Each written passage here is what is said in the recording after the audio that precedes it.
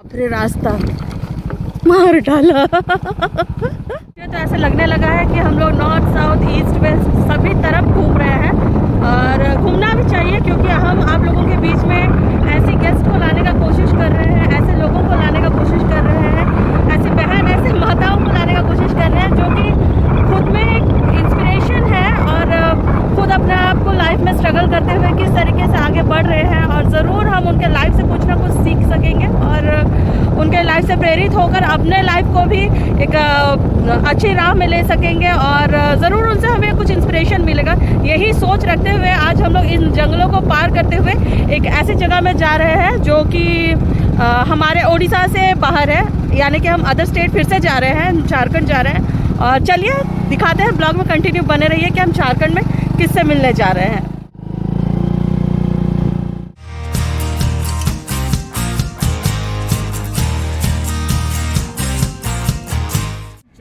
जोहार और welcome back to our channel. आप देख रहे हैं दीदी की दुकान। और जैसे कि पता है आपको वुमेंस डे स्पेशल वीक चल रहा है और हम आज जो स्पेशल गेस्ट है उनसे मिलने के लिए राउरकेला से खूंटी आए हैं, वो भी बाइक में। तो ज़रूर ही वो गेस्ट बहुत ही स्पेशल होंगे, इसीलिए हम उनसे मिलने यहाँ आए हैं। और अपने गेस्ट के मिलाने से पहले मैं उनके बारे में छोटा सा इंट्रोडक्शन देना चाहूँगी या उनके बारे में यही बताना चाहूँगी कि अभी तक मैंने उनको जहाँ तक देखा है वो अपने आप को किस स्टेज में थी और अभी वो अपने आप को कहाँ खड़ा की हैं। तो वो स्टोरी जो उनका जर्नी रहा है वो काफ़ी इंस्पायरिंग है और मुझे ये उम्मीद है कि आप लोग उनकी बातों को सुनेंगे, उनसे जो कुछ भी जानना है वो देखेंगे सुनेंगे, तो आप लोग भी ज़रूर ही उनसे इंस्पायर होंगे। और वो कोई और नहीं है, हमारे बीच में है अभिजल कंडुलना, दी सुपर मॉडल हमारे ट्राइबल्स में से। Thank you so much. जोहार, मैं हूँ अभिजल कंडुलना, खूंटी डिस्ट्रिक्ट से। और मुझे बहुत खुशी है और हो रही है कि आप लोग इतने दूर से, वो भी मेरे यहाँ आए हो। मेरा मतलब कुछ भी है, छोटा चाहे बड़ा, इंटरव्यू होता है और मैं बहुत चाहती हूँ, ऐसे स्टेज ढूंढती हूँ कि कहीं से मुझे मिले और मैं लोगों को, अपनी जो यूथ है जो मुझे देखते हैं, मेरी जो बहनें हैं जो मुझे फॉलो करते हैं, तो उनको मेरी जो बातें हैं वो उन तक पहुँचे ताकि वो मुझे देख करके इंस्पायर हो। और थैंक यू सो मच फिर से। तो अभिजल को हम एक्चुअली ज़्यादा तो नहीं जानते थे, लेकिन इनका एक ब्लॉगिंग चैनल है अभिजल कंडुलना करके, तो हम रेगुलर कभी कभी वो देखते रहते थे। तो उनका जो डे टू डे लाइफ में जो चलता है वो अपने बातों से, अपना जो कुछ भी ट्रैवल कर रही हैं या वो क्या करती है वो सब कुछ दिखाती है। तो हमें उनके लाइफ के बारे में बहुत कुछ जानने को मिला और मुझे वहीं से लगा कि नहीं, कहीं ना कहीं ये एक इंस्पिरेशन है लोगों के लिए, तो इसीलिए हमें वहाँ से यहाँ तक आना पड़ा इनके लिए। और हम अभिजल से ही सुनना चाहेंगे उनकी छोटी सी इंट्रोडक्शन और उनके परिवार में कौन है, उनका स्कूलिंग कैसे हुआ, कहाँ हुआ, ये सब के बारे में थोड़ा बताएंगे। तो मैं तो हूँ खूंटी से और मेरे फैमिली वाले भी यहीं रहते हैं। मेरे फैमिली में बस हम लोग 3 लोग हैं, मैं हूँ, भाई है और नानी है। और बाकी जितने भी चाचा चाची हैं ये लोग मेरे गांव में ही रहते हैं। मेरा गांव रनिया हुआ और वहाँ से यहाँ पे मेरा रहना, मतलब खूंटी में मैं 12-15 साल हो गए हैं। मम्मी पापा जब थे तो यहाँ पे घर बनाए थे, तो हम लोग यहीं पे हैं। और घर में मम्मी पापा 8 साल पहले ही एक्सपायर कर गए, जिसके बाद जितना भी लोड घर का होता है, जो बोलते हैं कि घर में जो बड़े होते हैं ना उन पे आ जाता है, तो वही मेरे साथ भी हुआ। मेरे पे बहुत सारा लोड आ गया, पढ़ाई के साथ साथ घर को भी संभालना। तब मैं पढ़ाई कर रही थी, तो करते करते मतलब नर्सिंग कर रही थी मैं उस समय, जब मेरे दोनों गार्जियन डेथ हुए थे तब। तो नर्सिंग करते करते ये समझ में आया कि दूसरों पे डिपेंड होने से नहीं चलेगा, क्योंकि कोई आके मदद नहीं करता है। आपके घर वाले भी आपको छोड़ देते हैं उस समय में, जब आपके बैक सपोर्ट जो होते हैं माँ बाप वो नहीं होते हैं, तो आपको सब लोग छोड़ जाते हैं। तो यही मुझे उसी समय में समझ में आ गया था कि मुझे स्टैंड लेना होगा घर के लिए। और उसी मतलब दरमियान मेरा मतलब सिलेक्शन हुआ। कहीं हॉस्पिटल में मैं काम की, वहाँ पे 2-3 साल मैं रही, जो कि मैं दिल्ली में रही थी।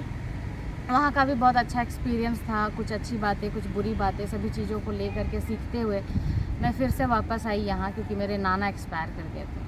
तो उसके बाद क्या हो गया कि नानी अकेले पड़ गई, जिसके बाद यहाँ खूंटी जो है, मेरा बचपना जहाँ पे बीता था, मैं यहाँ छोड़ नहीं पाई इस जगह को, क्योंकि नानी को देखना, क्योंकि एक नानी का एक एज हो गया है, तो उनको देखना, उनका परवरिश हुआ, भाई को देखना। भाई भी बहुत एक तरह से बोलूँ तो बहुत समझदार है। टाइम से हम दोनों में बहुत जल्दी समझदारी आ गया कि घर जो है अब दोनों को देखना है। तो उसी तरह से हम लोग चले और काफ़ी चीज़ों को सीखने का मिला हम लोग को दोनों को। तो करते करते क्या हुआ कि अब करें क्या, यहाँ तो कुछ कोई ऑप्शन नहीं है। यहाँ पे यहाँ एक सदर हॉस्पिटल है जो कि आपको थोड़ा हाथ पैर मारना होगा तभी यहाँ नौकरी होगा, और सुबह 8 से हमको 5 का ड्यूटी करना नहीं था। तो बहुत दिमाग लगाए कि करे क्या। फिर मेकअप लाइन पे आए, मेकअप आर्टिस्ट मतलब कि ब्राइडल मेकअप का कोर्स किए, उसके बाद उस पर काम करना स्टार्ट किए। 1.5 साल हो गया अभी और बहुत अच्छा रिस्पॉन्स है उस पर लोगों का। और उसी तरह से घर में मतलब कमाती हूँ, घर चलाती हूँ और साथ साथ मॉडलिंग भी कर रही हूँ, क्योंकि बहुत कुछ प्रूफ करना था लोगों को भी और ख़ुद को भी कि आप मतलब पैदा तो ऐसे हुए हो लेकिन ऐसे मरना नहीं है। बोलते हैं ना गरीब, आप जन्म तो लिए हो लेकिन मरना नहीं है गरीब। तो बस वही चीज़ को प्रूफ करना। हाँ, तो अभी चल आपका स्कूलिंग के बारे में कुछ बताएंगे, क्योंकि आपका स्कूलिंग से ही बहुत कुछ रिलेटेड है जो आपके लाइफ में बहुत असर डाला है। पहले चिड़िया में पढ़ती थी, मतलब वहाँ पे मेरा स्टार्टिंग स्कूलिंग वहाँ था। 2-3 साल वहाँ रही थी। तो माँ बाप का सोचना था कि अगर बच्ची को यहाँ नहीं लाएंगे, वहीं छोड़ देंगे। भाई यहाँ आ गया था, तो घर वालों का सोच था कि भाई को इंग्लिश मीडियम में पढ़ा रहे हैं और बेटी को हम लोग हिंदी में पढ़ाएंगे तो फिर बाद में बोलेगी। तो वो लोग हमको क्या किए, वहाँ से लेके आ गए। मतलब मेरा परमिशन नहीं था। एक होता है ना गार्जियन को परमिशन होना चाहिए, और हम लोग छोटे भी थे तो माँ बाबा को जो अच्छा लगा वो लोग किए हम लोग के लिए। लेकिन वो चीज़ मेरे पे बहुत भारी पड़ गया, क्योंकि वहाँ हम लोग हिंदी पढ़े थे। अब यहाँ एक बैग से ला के इंग्लिश में पढ़ना। तो लाइक कौन सा क्लास में आपको फिर लेके हम 3 क्लास में यहाँ पे, हाँ वहाँ हम 3 से निकले थे। यहाँ के हमको 2 में एडमिशन लिया गया, क्योंकि हमको जितना वहाँ पे इंग्लिश सिखाया गया हमको उतना ही आता था, एक्स्ट्रा कुछ भी नहीं आता था। यहाँ आके हमको मम्मी गाइड की तो थोड़ा बहुत धीरे धीरे इंग्लिश आया, और लोगों का जो माहौल था उसमें घुलने का मैं कोशिश की, बट मेरे से हुआ नहीं, क्योंकि दोस्त ज़्यादा थे नहीं। बहुत नेगेटिव लोगों का मेरे प्रति हम बहुत नेगेटिव देखे नेचर। तो हम वहाँ स्कूल छोड़ दिया। हम स्पोर्ट्स में बहुत तेज़ थे, बहुत स्पोर्ट्स मेरा बोलने जैसा कि स्पोर्ट्स मेरे अंदर हर जगह फुट के भरा हुआ था। क्या नहीं खेलते थे, रनिंग करते थे, मतलब साइकिलिंग तो बचपन से ही था, आर्चरी करते थे। स्पोर्ट्स में हमेशा टीचर हमको आगे पुश करते थे। लेकिन जहाँ पढ़ाई का बात हुआ तो टीचर्स को आके समझाना चाहिए कि कहाँ पे बच्चों को नहीं समझ में आ रहा है ना, तो वहाँ पे टीचर्स को समझाना चाहिए, खासकर उनको ध्यान देना चाहिए कि बच्चे को दिक्कत कहाँ हो रहा है। बट वो लोग भी नहीं इंटरेस्ट लिए, ना ही हम गार्जियन को दोष नहीं देते हैं, लेकिन हमको कहीं कहीं दोष देना पड़ता है, क्योंकि पहले के जो गार्जियन थे ना बहुत स्ट्रिक्ट होते थे जैसे हम लोग के, और ख़ासकर आर्मी वाले होते, मेरे पापा आर्मी में थे तो थोड़े वो वाला बुद्धि था, थोड़ा सा स्ट्रिक्ट जैसे उनको वहाँ पे रखा जाता है। तो कभी प्यार से बात नहीं होता था पापा से, हमेशा डांटते थे, क्योंकि थोड़ा एक एज होने के बाद हम लोग गलतियाँ करने लगते हैं। तो इसलिए पापा का भी मेरे प्रति बहुत अलग ही व्यवहार था, बट माँ बहुत सपोर्ट करती थी। कुछ भी होता था माँ को बताती थी कि माँ हमको इस चीज़ का मन है, उस चीज़ को करना है। तो बोलती क्या थी कि तुम खुद कमाओ और खुद करो वो चीज़। डांस का बहुत शौक था, तो मैं ट्यूशन पढ़ा के 3-4 महीने फ़ीस भरी थी, ट्यूशन करके उस फीस भरी थी, लेकिन घर से नहीं मिला पैसा हमको। वो भी स्कूल टाइम में। हम जैसे 9th-10th में थे तब हम ट्यूशन पढ़ाए थे। तो उसके बाद हम आए उर्सलैन में क्या हो गया, अब हिंदी, ठीक है ना, अब फिर से हिंदी, अब इंग्लिश से फिर हिंदी। हम बोले ना हो पाएगा मेरे से पढ़ाई लिखाई। हमको जो चीज़ में हमको मन था ना, माँ बाप थोड़ा सपोर्ट नहीं किया उस चीज़ में जो हमको करना था। शायद वो चीज़ अगर थोड़ा सा पहले ही ध्यान दिए होते माता पिता तो हम कहीं और होते। तो मतलब जैसे आपका बात काट रही हूँ, मतलब आप अभी जैसे बता रहे कि खेलने कूदने में अच्छे थे, तो आपका क्या मतलब कभी खेलने कूदने में अपना प्रोफेशन बनाने का सोच था? हाँ बिल्कुल था। बताना चाहूँगी कि मैं जो स्कूलिंग जब कर रही थी तब मैं स्पोर्ट्स में बहुत तेज़ था, तब आर्चरी करती थी। तब स्टेपन मिलता था हम लोग को 300 रुपये महीने का, और वो 3-3 महीने में मिलता था हम लोग को। तो हम लोग को क्रिसमस में भी हम लोग को कपड़ा लता, मतलब माँ का एक सोच था ना, अपने बच्चे से ज़्यादा वो दूसरे बच्चों को देखती थी, क्योंकि हम लोग तो उनके जिम्मेदारी हैं लेकिन बाकियों को भी वो देखती थी। तो हम लोग को पर्व में होता है ना, कभी है तो पहनो, कभी नहीं है तो नहीं पहनो। तो उस समय से ही हम लगे थे आर्चरी का पैसा से हम पर्व में कपड़ा पहनते थे, या कभी किसी को नहीं हुआ तो कुछ खरीद देते थे। ऐसे मेरा स्कूल टाइम से ही था वो चीज़। तो ऐसे करके मम्मी हमको डायरेक्ट जो है मैट्रिक किसी तरह बोली कि चलो लिख लो। तो मेरे ही घर के पास एक DAV का ही संस्थान है, वहाँ पे संस्था से चलता है वो स्कूल। तो वहाँ से मैंने मैट्रिक लिखा वहाँ से। फिर वो लोग यहाँ SS+2 से ही मैट्रिक लिखवाते हैं, और यहीं से मैंने +2 SS+2 से ही इंटर पढ़ाई की। फिर मैं नर्सिंग के लिए गई। मम्मी 2 साल बहुत बीमार हो गई थी, तो मेरा 2 साल गैपिंग हो गया इंटर के बाद, घर पे ही रह गई। तो मम्मी का कहना था कि अगर आप हमको मेरे को ही सेवा करके रह जाओगे तो आप कब खड़े होगे। तो उसके बाद मैं निकली, तो जस्ट फर्स्ट ईयर में थी कि मम्मी एक्सपायर कर गई। दीपिका कुमारी जो नहीं आर्चरी में जो हुआ था, बहुत उनका अभी भी है, वो आर्चरी खेलती हैं। तो वो आई थी नई, तो हमको पापा कॉल करके बोल रहे कि देखो उसको जमशेदपुर का नाम रोशन कर रही है, झारखंड का नाम रोशन कर रही है। मेरा आँख में पानी आ गया कि आपकी बेटी भी कभी आर्चरी खेलती थी क्या, आपने कभी पूछा है ना कि बच्चा तुमको कुछ करना है लाइफ में, कुछ आपको इंटरेस्ट है? कभी पूछा नहीं। लेकिन दूसरे का बच्चे का तरक्की दिख रहा है, लेकिन जब अपना बच्चा का जब तरक्की करने का दिन था तो वो लोग पूछे नहीं। तो वो चीज़ एक होता है ना कि सपोर्ट चाहिए होता है माँ बाप से, तो वो हमको मिला नहीं था। माँ से बहुत सपोर्ट मिला था, माँ के लिए हम कुछ भी ख़राब नहीं बोले। लेकिन पापा भी बहुत अच्छे थे, लेकिन कहीं ना कहीं हम लोग भी बदमाशी करते थे। उनको चाहिए था पढ़ने लिखने वाला बच्चा, अब हम लोग थे खेलने कूदने वाला बच्चा। तो थोड़ा सा नाराजगी होता है। माँ बाप को भी इस जगह पे दोष नहीं देंगे, लेकिन मेरा कहना है कि माँ बाप को थोड़ा सा सपोर्ट करना चाहिए था उस जगह पे, है ना। हाँ, और उस टाइम के पेरेंट्स ऐसे नहीं भी थे कि मतलब उस टाइम का एक कहावत जो था ना, पढ़ोगे लिखोगे होगे नवाब, खेलोगे कूदोगे होगे खराब। तो मतलब उस टाइम के धारणा यही था कि अगर आगे बढ़ना है तो पढ़ाई ही है, और पढ़ाई के अलावा और कुछ नहीं है। तो अभी लेकिन ऐसा है कि टैलेंट भी बहुत कुछ मायने रखता है। अगर पढ़ाई से कुछ नहीं हो पाया तो टैलेंट से भी बहुत कुछ हो सकता है। तो धीरे धीरे सोच बदल। और एक चीज़ हम बोलना चाहेंगे कि शायद अगर दोनों होते ना तो आज मैं यहाँ पे नहीं होती। क्यों? क्योंकि एक डर कि हमको ये चीज़ करना है, परमिशन तो मिलेगा नहीं, और छुप के आप कितना दिन करोगे। जब तक माँ बाप का सपोर्ट नहीं होता है ना, तो कभी आप लोग कुछ नहीं कर पाओगे। मैं आप लोग को भी बोलती हूँ कि जब तक माँ बाप का सपोर्ट है तब तक आप बहुत कुछ करोगे, और नहीं है तो आप कुछ नहीं कर पाओगे। क्योंकि आपको आपके परिवार वाले तो साथ देंगे नहीं, क्योंकि आपको हर जगह पे पैसा आ जाता है। कुछ भी क्लास करने जाओगे तो पैसा आ जाता है, या तो आप खुद कमा के करो या तो माँ बाप से मांग के करो। तो माँ बाप का सपोर्ट हर जगह ज़रूरत होता है। तो ऐसे करते करते जो है अभी हम अपना लाइन जो है चेंज कर लिए नर्सिंग लाइन से, लेकिन बीच बीच में कभी काम मिलता है तो हम करते हैं। देखा जाए तो आप जैसे क्या बोले, आप नर्सिंग में काम कर चुकी हैं, फिर आपका मेकअप आर्टिस्ट के रूप में भी आप काम कर चुकी हैं। तो ऐसा क्या रहा पर्टिकुलरली जो आपको मॉडलिंग के लाइन में इंस्पायर कर गया और आपको लगा कि हाँ आपको भी मॉडलिंग करना चाहिए बोल के? नाना बहुत बीमार थे जब कोरोना टाइम पे, तो मेरे नाना एक्सपायर कर गए थे तब। तो एक और जिम्मेदारी मेरे ऊपर आ गया था नानी का, जो कि उस चीज़ से मैं पीछे नहीं हट सकती थी, क्योंकि उनके साथ कोई नहीं था मेरे और मेरे भाई के अलावा। तो उनको देखते हुए मुझे कुछ ऐसा करना था जो उनको देखते हुए घर भी देखें और अपना जो इनकम है वो भी आए। तो जब मेकअप लाइन में मैं आई थी तो उसी समय से कहीं कहीं ऑडिशंस देते आई थी, क्योंकि मुझे कहीं और देखना था अपने आप को। बहुत पहले से ही सोच के रखी थी। जब स्कूल टाइम में जब देखती थी कि लोग मेरे साथ अच्छा व्यवहार नहीं कर रहे हैं, तो मैं उसी समय में बोली थी कि आप वैसे हो कि आप क्या करते हो और मैं ऐसे हो कि मैं क्या करती हूँ वो दिखाऊँगी, मैं एक मैगजीन तो दिखाऊँगी। तो ये चीज़ मेरे मन में रह गया था, जिसकी वजह से कि ऑडिशंस वगैरह देना स्टार्ट की। उसके बाद मेरा सिलेक्शन वगैरह हुआ और अभी बहुत अच्छा चल रहा है, अच्छा करने का और भी है।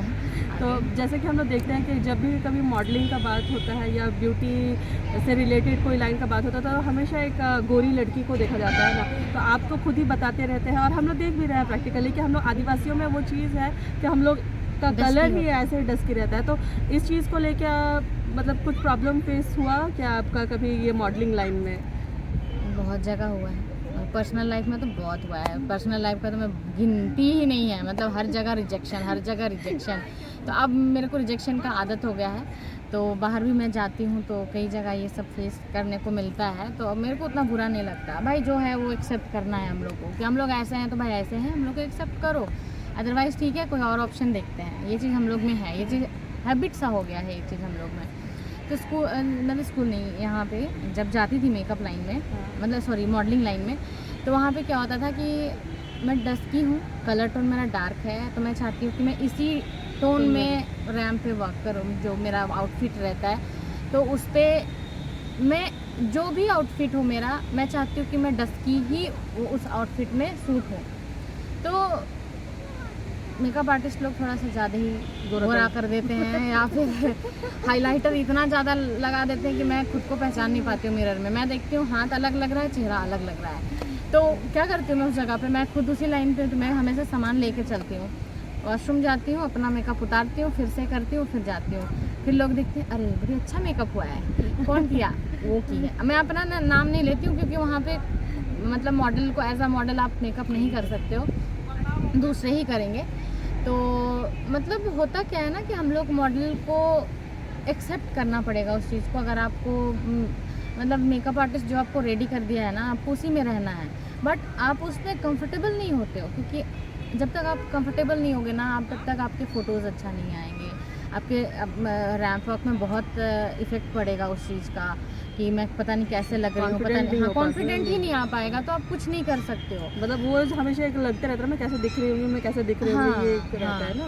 तो हर मॉडलर को, हर मॉडल को थोड़ा बहुत टचअप करना आना चाहिए, जो कि मुझे आता है। तो मैं उस चीज़ को मतलब फेस करते आई हूँ और आगे भी होगा, मेरे को पता है। बट अभी के टाइम में क्या होता है ना, अभी आप जितने जगहों पे जाइएगा ना, आजकल डस्की स्किन का बहुत डिमांड है, मतलब बहुत ज़्यादा। अभी जितने भी आप लोग देखते होंगे, मैगजीन्स पे देखते होंगे, बाहर जितने भी शोज़ होते हैं, इंडिया का बात नहीं कर रही हूँ, बाहर आप लोग देखोगे, लेकिन वहाँ के लिए आपको बनना पड़ेगा वैसे। बाहर के लिए आपका जो स्किन टोन है बाहर बहुत डिमांड है, बट आपको वहाँ तक जाने के लिए आपको उस लायक उतना मेहनत करना पड़ेगा, तभी आप बाहर निकल पाओगे।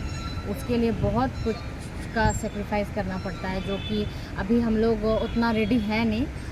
इन फ्यूचर में भी हो सकता है कि अगर इस लाइन में क्या होता है कि आप शादी बहुत बड़ा उम्र के साथ साथ बाधा आ जाती है, तो अगर ये चीज़ नहीं हुई तो मैं भी हो सकता कोशिश करूँगी।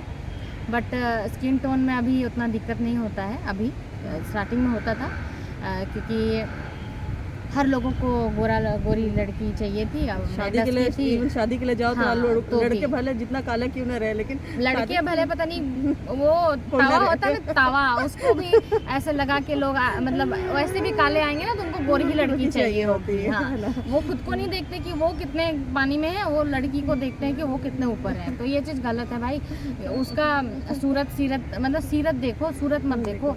आप सूरत देख के लेके आओगे, पता चला आपका माँ बाप को वही सूरत लड़की, खूबसूरत लड़की पूछ नहीं रही है, तो फिर कोई फ़ायदा नहीं है। तो लड़कों को खासकर ये मेरा एडवाइस है कि आप लोग ऐसा ना करें। माँ बाप को वही लोग देखते हैं जो घर में तकलीफ़ देखी होती है, जो संस्कार जो माँ बाप दिए होते हैं, वही लोग घर सेवा कर सकती हैं। बाकी आप लोग की इच्छा, आप लोग को जैसे करना हो आप लोग कर सकते हो, बट अभी डस्की स्किन बहुत डिमांड में है। हाँ, तो मैं अभिजल से पूछना चाहूँगी, मतलब अभी तक आपका करियर में लाइक टर्निंग पॉइंट आपका कौन सा शो, या जो भी आपका अभी रात को रैम्प वॉक वगैरह हो रहा है, तो ऐसे कौन सा शो रहा है, या कभी शो टॉपर बनने का मौका मिला है, या कैसा? हाँ, शो स्टॉपर पे मैं बात करना चाहूँगी। मैं गई थी जबलपुर, मेरे ही प्रोडक्शन हाउस से, जिस प्रोडक्शन हाउस से मैं काम कर रही थी, वो उनके साथ जबलपुर में गई थी। तब वहाँ पे मुझे रखा गया ब्राइडल ये में आउटफिट में। और ब्राइडल आउटफिट में करीबन हम लोग 12-15 लोग थे, तो उसमें मैं सिर्फ डस्की थी, ठीक है। अब मुझे मतलब विश्वास ही नहीं हुआ कि वो लोग मतलब सर जो हैं मेरे प्रोडक्शन हाउस के, वो आके बोले कि अभिजल को उसमें रखो, ये थोड़ा अलग लगेगी। तो मेरा तो मतलब ठिकाना नहीं, क्योंकि उतने दिन से तो वो प्लेटफॉर्म मिला नहीं था हमको। तो गोवा से टर्निंग पॉइंट था मेरा। गोवा में जब मैं गई थी तो वहाँ पे अफ्रीकन आउटफिट हमको मिला था। वहाँ जो अफ्रीकन जो डिज़ाइनर थे वो खुद आके पूछे थे कि मैम आपका नाम क्या है। तो बाप रे बाप, खुशी तो इतना था मेरा कि मैम आपका नाम क्या है। तो फर्स्ट लिस्ट में मेरा ही नाम था उसमें। उस ड्रेस को मैंने पहना और रैंप पे चला, तो लोगों का मेरे लिए सोच ही बदल गया कि कुछ तो है लड़की में, कुछ तो है लड़की में, हम लोग मौका नहीं दे रहे हैं। तब हमको जबलपुर में मौका मिला ब्राइडल ये में हमको मिला, आउटफिट ये में मिला। तो उसमें हमको रेड कलर का, पूरा रेड कलर, आप लोग वो व्लॉग भी होगा, आप लोग देखे होंगे वो जबलपुर वाला, उसमें हम पूरा रेड कलर का लहंगा पहने थे, पूरा ब्राइडल लग रहे थे। एक होता है ना कि आप शादियों में ये सब चीज़ पहनते हो, लेकिन हम लोग शायद हम लोग अपने शादी में भी वैसे कपड़ा नहीं पहनेंगे। तो वो चीज़ हमको मिला पहनने का, और मैं वो जो खुशी, और वो भी शो ओपनर का हमको मिल गया। ये नहीं कि बीच में चलना है, नहीं, शो ओपनिंग करना है। वो लोग बोले कि अभी चल तुम शो ओपनिंग करोगे। बाप रे, मेरा तो ठिकाना नहीं, मतलब कि गोवा में जो मेरा हुआ था वो लोग देखे, तो उसके बाद सीधा शो ओपनिंग का हमको मौका मिला। शो स्टॉपर अभी नहीं मिला है कभी, इन फ्यूचर मैं कोशिश कर रही हूँ कि और अच्छा सीखूँ। और क्योंकि शो स्टॉपर का क्या होता है ना, शो स्टॉपर में एकदम अलग आउटफिट आपको डिज़ाइनर देते हैं, तो उसको आपको प्रेजेंट करने का आपको तरीका आना चाहिए। ऐसे नहीं कि आप चल के गए, चल के लौट गए, ऐसा नहीं होता है। डिज़ाइनर का एक एक मेहनत उस कपड़े में होता है, तो हम लोग को वो शो करना होता है, जो कि अभी मैं सीख ही रही हूँ। इन फ्यूचर कोशिश करूँगी, लेकिन शो ओपनिंग का तो हमको मिल गया, और बस वही एक टर्निंग पॉइंट था। और उसके बाद इधर बात करते करते एज आ नेक्सस इंडिया यूनिवर्स 2022 का टैग मिला, runner up, first runner up रही। तो आगे बहुत इन फ्यूचर बहुत कुछ अच्छा करने का सोच रही हूँ। आगे भी बहुत ब्यूटी पेजेंट आने वाला, अप्रैल में एक शो है, उसमें मैं पार्टिसिपेट कर रही हूँ, आप लोगों को बहुत जल्द पता चलेगा। तो बस यही है मेरा अभी। हमारे जो व्यूअर्स हैं उनके लिए आप कुछ मैसेज देना तो क्या देना ही है आपको। हाँ, तो मैं यही बोलना चाहूँगी, खासकर यूथ जो भी बहनें, जो भी भाई मेरे को देख रहे हैं, मैं यही बोलना चाहूँगी कि कभी भी आप लोग किसी पे डिपेंड मत रहो। इनफैक्ट आप अपने माता पिता पे भी डिपेंड मत रहो, क्योंकि वो अभी सक्षम है कि आपको पूरा कर रहे हैं जो भी चीज़। वो लोग जब तक सकेंगे तब तक आपको पूरा करेंगे, लेकिन जिस दिन उनका हाथ पैर चलना बंद हो जाएगा, उस दिन वो भी आपको सपोर्ट नहीं कर पाएंगे। बाकायदा आपको उनको सपोर्ट करना पड़ेगा। तो क्यों ना वो चीज़ आप पहले से ही करो। आपका जो भी शौक़ है, तो शौक़ पूरा करने के लिए आपको खुद से कमाना होगा।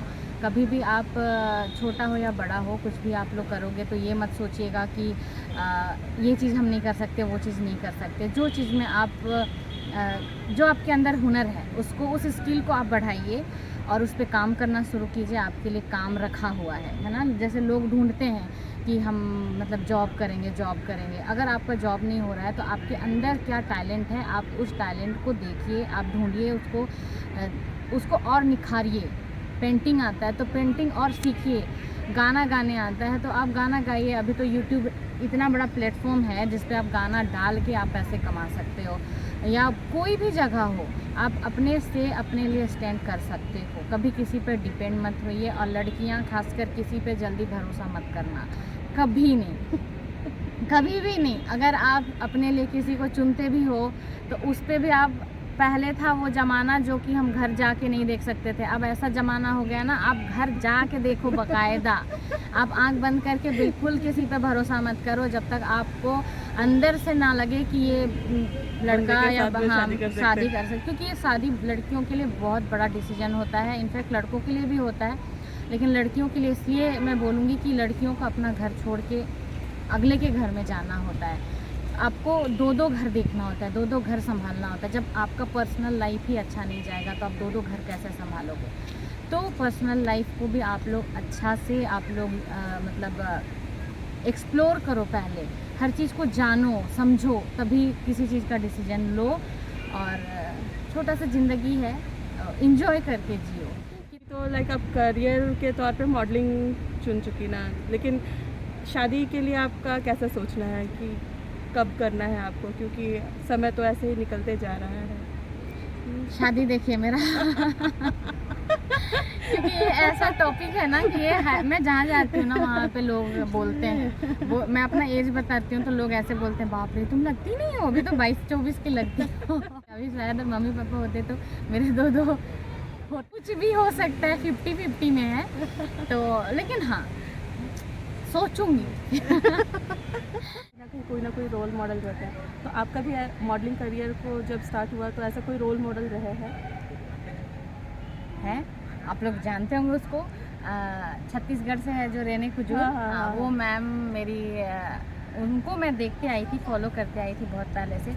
उनका जो स्टोरी है ना, मैं कहीं ना कहीं अपने से रिलेट कर गई थी जब मैं उनको देखी। ब्लॉगिंग का कैसे आ गया कि हाँ मुझे ब्लॉगिंग करना चाहिए? तो ये आप बहुत अच्छा क्वेश्चन पूछे हैं, और हम बहुत ये क्वेश्चन में से कोई पूछता नहीं है, ठीक है। तो ये चीज़ जो है ना, जब मैं नर्सिंग कर रही थी तभी से ऐसा था कि लोगों तक मैं अपनी बात को कैसे रखूं कि मैंने क्या देखा है, क्योंकि सुनने वाला ना आपको सुनता है और चला जाता है ना, आपको सुनेगा लेकिन वो ज़्यादा दिन तक आपको साथ नहीं देगा और चला जाएगा। लेकिन मुझे ऐसा था कि मेरा बात कोई तो सुने, मेरा बात तो कोई सुने, घर वाले तो सुनेंगे नहीं लेकिन मेरा बात तो कोई सुने। तो अपना जो स्ट्रगल था, हमको तो कोई नहीं बताया कि तुम ये करो मैया, तुम वो करो। उसके लिए मुझे स्टेज चाहिए था, प्लेटफॉर्म चाहिए था। जब नर्सिंग करी थी तभी सोची थी करूं, लेकिन जो कैमरा फेस करने का जो डर होता है ना हम लोग में कि हम लोग ऐसे दिख रहे हैं, ऐसे हैं, हम लोग कैसे फेस करेंगे, लोग पता नहीं पसंद करेंगे नहीं करेंगे, नेगेटिव भी कमेंट आता है, लोग तुरंत छोटे चीज़ों में कमेंट कर देते हैं, उसके पीछे की बात को नहीं जानते। या आप कुछ करते हो तो आपके पीछे कितना संघर्ष रहा है, आप कितने स्ट्रगल किए हो, वो चीज़ नहीं देखते हैं। तो एक छोटा सा गलती आपको देख के तुरंत पिन कर देते हैं कि नहीं तुम गलत हो इस चीज़ को। तो ये सब चीज़ें जो था ना मेरे को ऑडियंस तक रखना था। सो मैं कोशिश की कि चलो अब यूट्यूब कैमरा पकड़ना शुरू करते हैं और हम बताना शुरू करते हैं।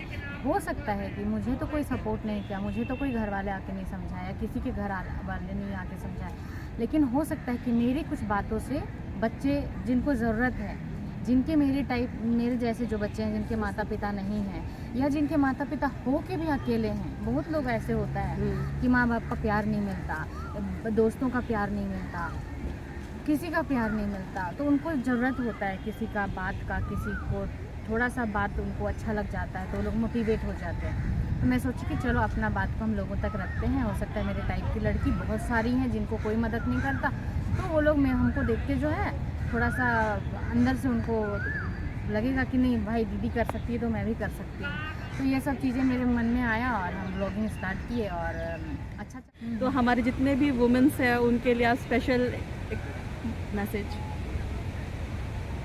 कभी भी आप लोग गिव अप मत करो, आप जो कर रहे हो उस पर और अच्छा हाथ सफाई करो, और तब तक करो जब तक आप सफल ना हो जाओ, तब तक आप करो जब तक आप पीछे जो लोग आपको ताना मारते हैं बोलते आए हैं तब तक करो जब तक उनको आप प्रूफ ना कर दो, या आप अपने आप को प्रूफ ना कर दो कि ये चीज़ मेरे लिए है और ये मैंने कर दिखाया है।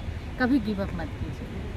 जैसे आप लोगों ने सुना एबिजल के बारे में, उसकी कहानी के बारे में, और जैसे कि आप जानते हैं कि मतलब हम आदिवासी हैं और हमें उस पर प्राउड होना चाहिए, क्योंकि जैसे हम लोग जानते हैं कि हम आदिवासियों का स्किन टोन जो होता है वो डार्क होता है, और बहुत बार यही होता है कि हमें स्किन टोन की वजह से या हम में जो खामियां हैं उस चीज़ को लेकर हम बहुत बार सोचते रहते हैं ना कि मुझ में ये प्रॉब्लम है, मुझ में ये खामियां हैं। लेकिन मैं यही बोलना चाहूँगी कि उन खामियों को खामियों तक मत रहने दीजिए, लेकिन इस चीज़ से आप ज़्यादा खुश रहिए कि जो आपके पास में है उसे अपना स्ट्रेंथ बनाइए, क्योंकि वो दूसरे के पास में नहीं है। अगर आप डस्की है तो आप उससे खुश रहिए कि आप डस्की है लेकिन सामने वाला नहीं है। अगर आप जैसे बोला जाता है, एक मेरे साथ में काम करती एक बहन है समीरा, उसको भी आप लोग देखे होंगे, उसका लाइक टीथ जो है थोड़ा साइड से निकला हुआ है, तो बहुत कोई बोलते हैं कि ड्रैकुलर की तरह लगती है, लेकिन मैं बोलती हूँ कि तुम ज़्यादा खुश हो क्योंकि तुम यूनिक हो, तुम्हारे पास जैसा है वैसा किसी और के पास नहीं है। सो आपके पास में भी अगर किसी भी चीज़ में आपको लगता है कि लोग आपको पॉइंट आउट कर रहे हैं कि वो आपका कमी है, तो आप खुश होइए क्योंकि वो आपके पास में है और दूसरों के पास में नहीं है, और उसी को अपना स्ट्रेंथ बनाइए। सो ये रहा छोटा सा गिफ्ट हम एबिजल के लिए लेके आए हैं राउरकेला से, और ये एबिजल के लिए। तो थैंक यू एबिजल। Thank you so much. Thank you. और ये सबसे मेरे को बहुत लगा हुआ है। हाँ, हमको पता है। तो हम लोग ये उम्मीद करेंगे कि आपका जीवन भी इस पेड़ की तरह और भी बढ़े, और आगे आप ऐसे ही बहुत सारा सफलताओं को छुए, और हमारी जो भी व्यूअर्स हैं, बहनें हैं, माता हैं, सभी को आप इंस्पायर आगे ऐसे ही करते रहिए। Thank you so much. Thank you.